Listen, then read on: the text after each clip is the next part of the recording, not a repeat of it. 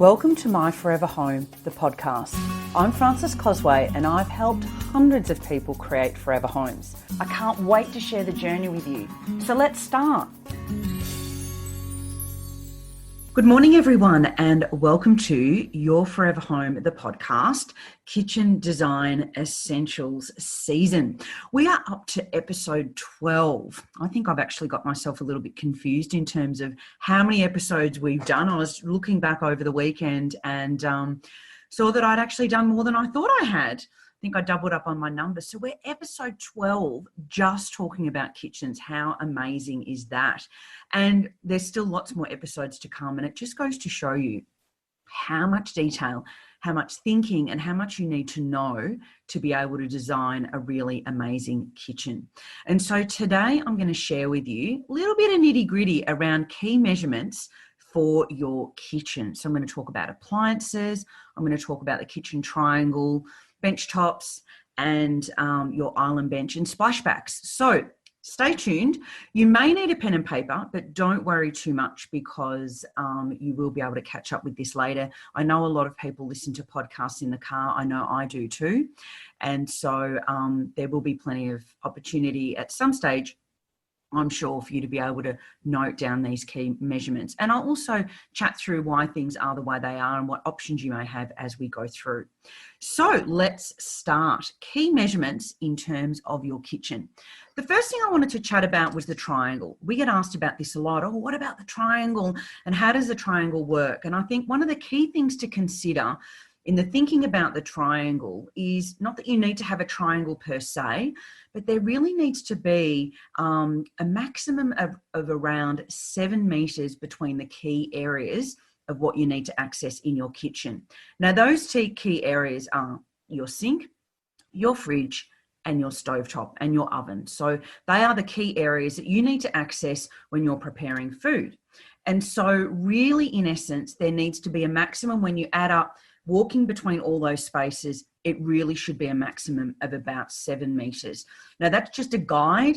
Obviously, things you need to be flexible in terms of the way your kitchen may be designed, but that really is the optimum in terms of making sure that you're not too far away from the key things that you need to access when you're preparing food. The other thing with the triangle is the essence is you need to be able to access things easily and move between those spaces easily.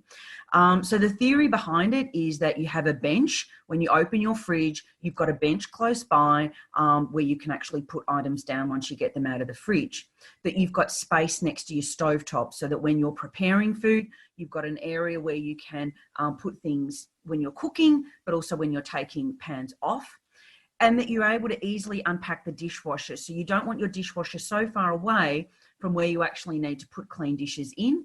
And also that your dishwasher is close to the sink because those two elements are obviously related. You may rinse and then put things in the dishwasher, or, most people generally gravitate to putting their things in the sink. Not so great when you're trying to train your your kids. It doesn't belong in the sink, it goes in the dishwasher, but really those things need to be together. And then having space on either side of the sink. So for any sort of hand washing, for preparation and washing of vegetables and so forth. So the other thing you need to keep in mind when looking at your kitchen are the local regulations with regards to how close a water source can be next to electricity or close to electricity. So generally speaking, it's around 500 millimeters.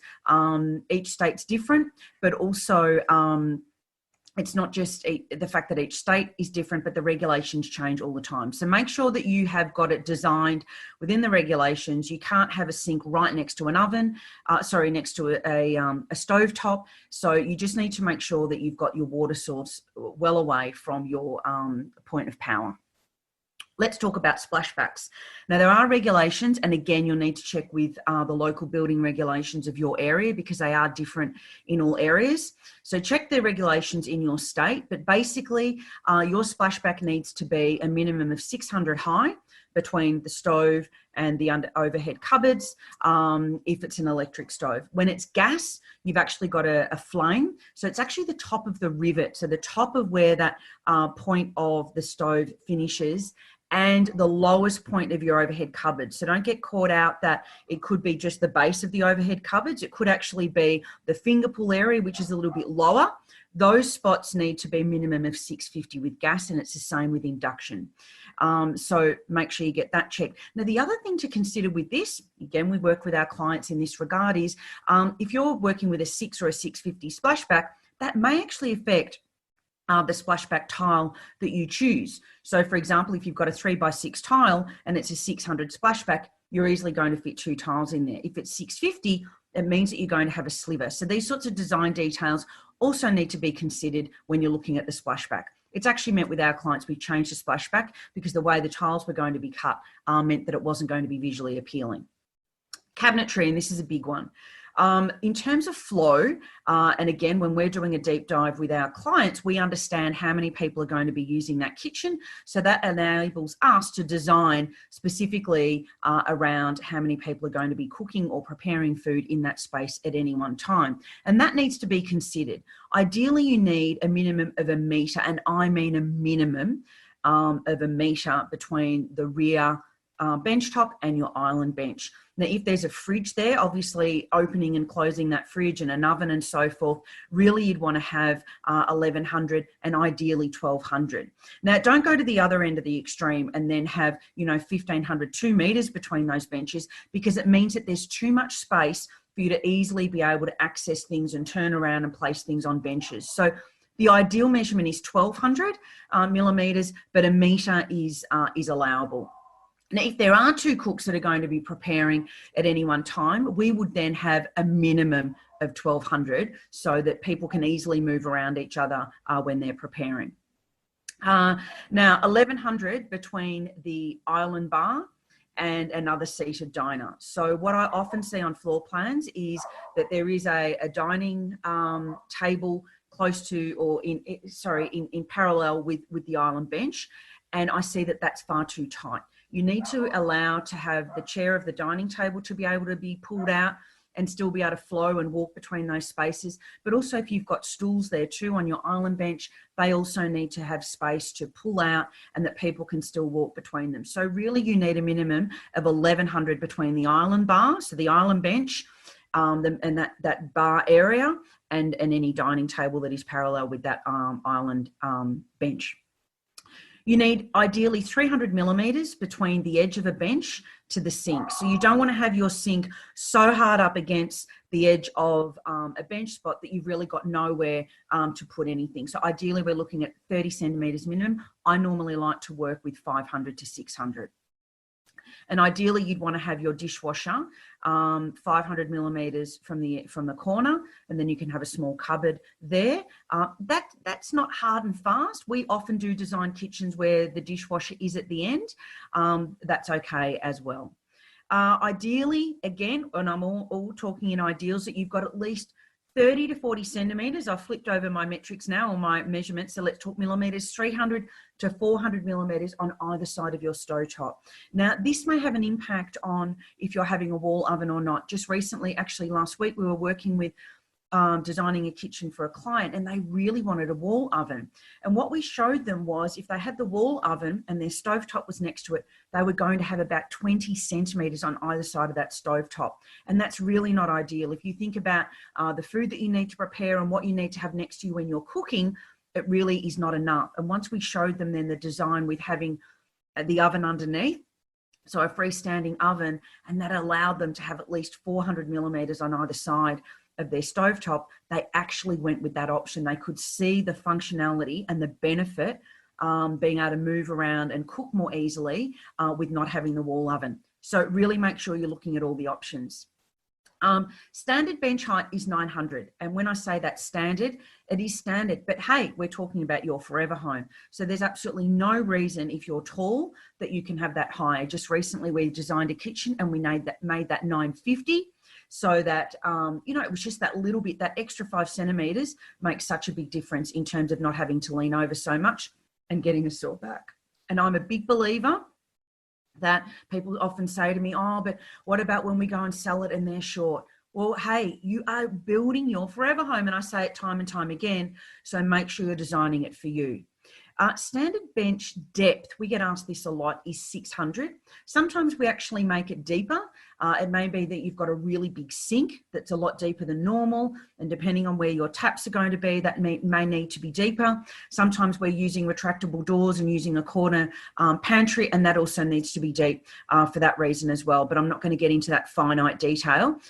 Standard bench depth will be 600 on the rear benches.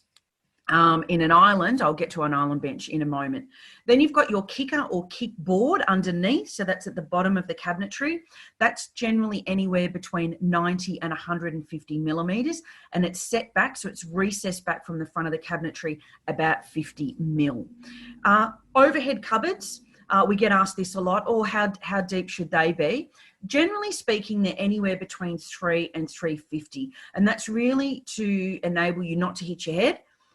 When you've got a 600 depth, you've got those overhead cupboards recessed back a little bit so that, 20, 25 centimeters, so that you can actually, work at that surface and not actually bump your head on the overhead cupboards.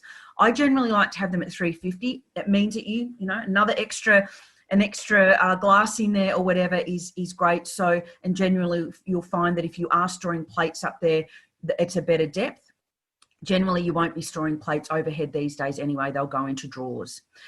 With regards to your island bench, ideally, I like to have them at 1 metre wide. Now, in apartments, that may not be achievable, so then they'd be 800, 900, but really, ideally, I like to have them a minimum of 1 metre. And depending on the design, we've designed some square island benches or ones that are longer.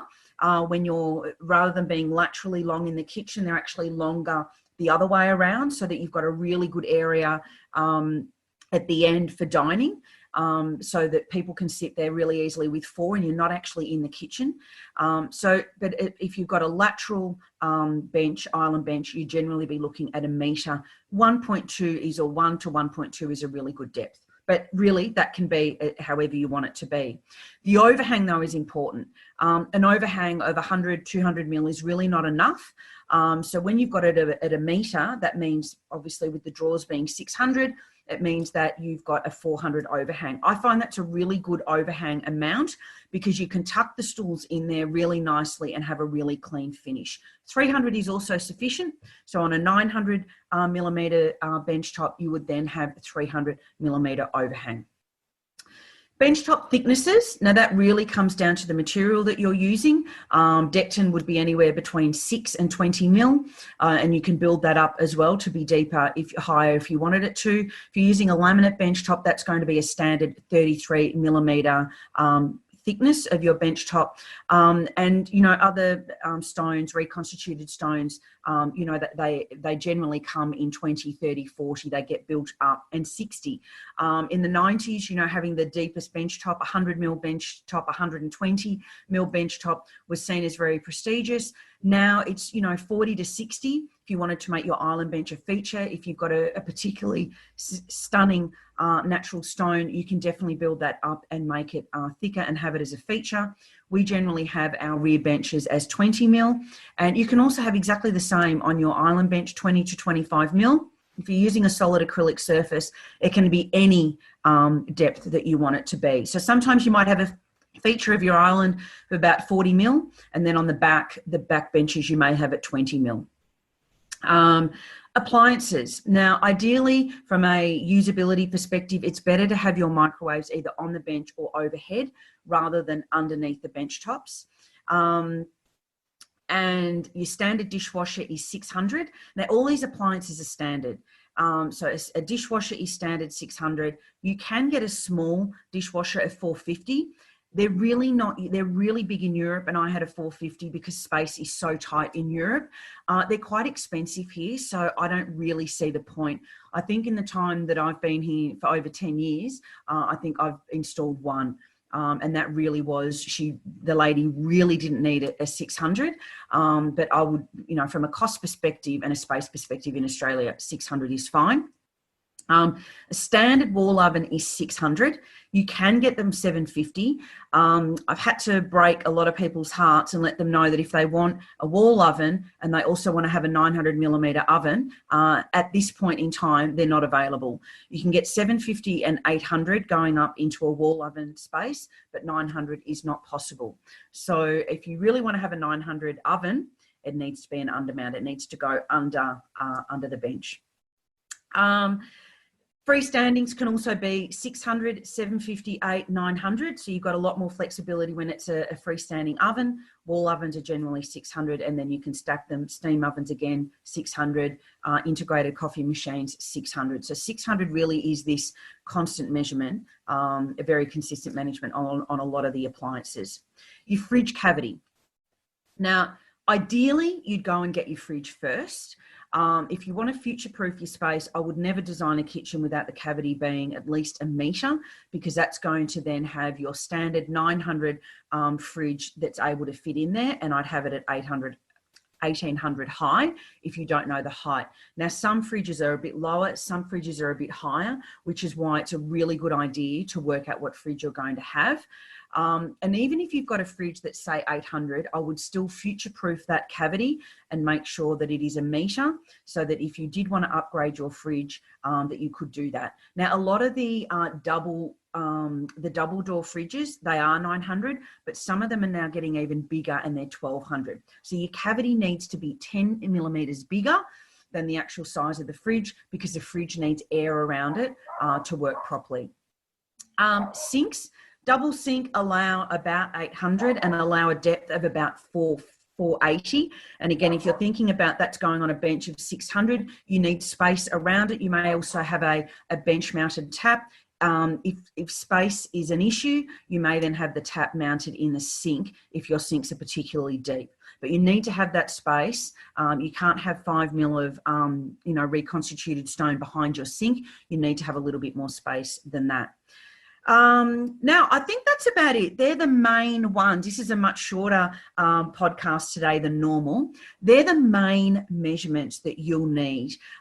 It's really important. Keep that 7 meters in your mind in terms of working between all the key areas in your kitchen. And just keep in mind that when you open the fridge, you can't open the fridge and open up and turn around onto a sink if your sink's in the island bench. We actually had this conversation with a client last week because he's left-handed. He couldn't, it was really difficult for him to work with the fridge on the right-hand side of the island bench. But the fridge was positioned at the end of the kitchen, which is ideal, which we've talked about in other seasons. So we've had the sink right aligned on the island bench so that when he opens the fridge, he's got a free piece of bench space that he can then put things out of the fridge onto the bench. Now, if the sink was there, that means he opens up the fridge and it goes straight, he's got his sink there, so it gets in the way. So you always need to make sure that you've got bench space when you're using all of your appliances. And that's a really key thing to keep in mind about how that kitchen is going to flow, rather than get fixated on this triangle shape. That's not as important as making sure that you've got bench right next to all the appliances and the elements that you're going to be using when you're preparing food. Now, don't forget, super exciting, because we've actually got a name for our course, and that is the Beautiful Kitchen Design Made Easy. And that's going to be a short course with some key checklists and printables for you that you're able to use so that you can make your selections, so that you can plan your kitchen. You've got an idea of your budget. The waitlist is open. The waitlist is at whitepebbleinteriors.com.au/kitchen design online course. And that's where you will be able to key in your details, and you will be able to register for when that course opens, which is going to be in September. Top secret what date it's going to be. It's going to be a really affordable course so that you're able to get all the information that you need. There'll be all the transcripts from the podcast so that you can highlight, make notes. Everything will be there in terms of what you need to get yourself set up.